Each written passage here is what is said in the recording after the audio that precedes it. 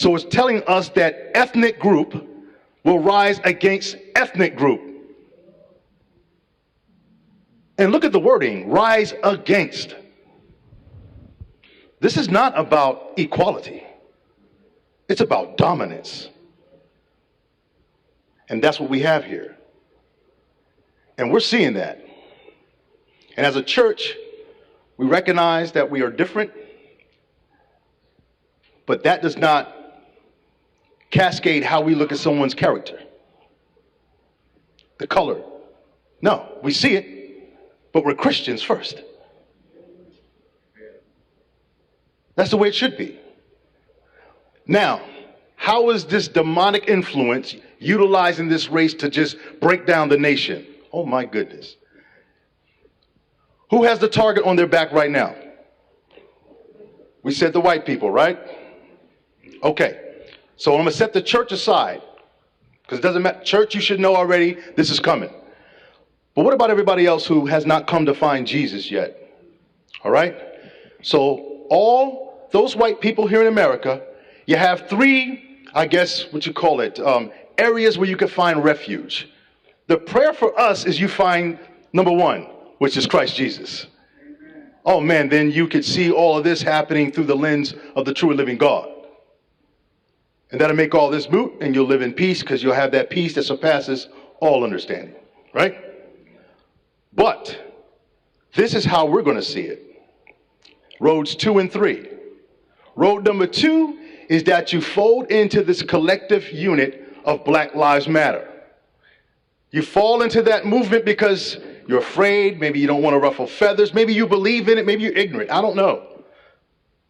Others are going to say, wait a minute. I might be white, but I didn't cause slavery. Why do I have to suffer and do what you say do? Because when you fold into that collective fold of Black Lives Matter, you are under their control. You don't have a mind. You must think like they do.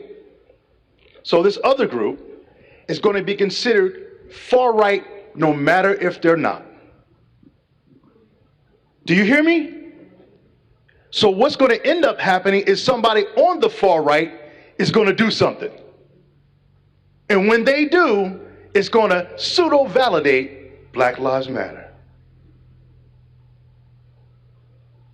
And they'll grow bigger and more demonic. Do you see it? It's a shame. So you had a couple of statistics. Oh yeah. That you wanted to share. Listen to this. This is really interesting. And the reason why I mention this is because the name they have, Black Lives Matter, they already said in their statement, they really don't care about black lives. It's an agenda that they care about. Power, control, and also demonically influenced. But I care about black people. I care about all people. So it's just amazing to me that all of those who are following this movement, all of those, from black all the way to the brightest white one, you think you're helping black people, huh? You're not. You're adding to the problem. Check out these stats. How come that only 6% of black males represent nearly 50% of all violent crimes in America? Let that sink in. Read that again. 6%. 6% of black males represent 50% of all violent crimes here in America.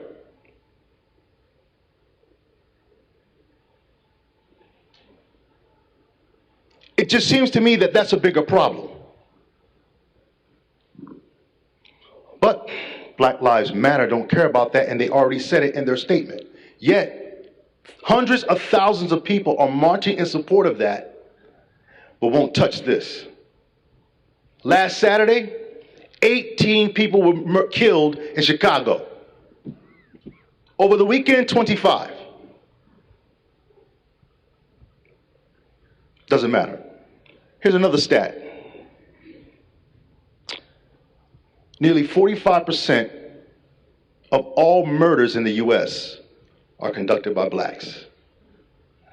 And we only represent 12.6% of the nation. Sounds like a problem to me. And when it comes to these violent crimes, oh, that hits home for me. My son is one of them.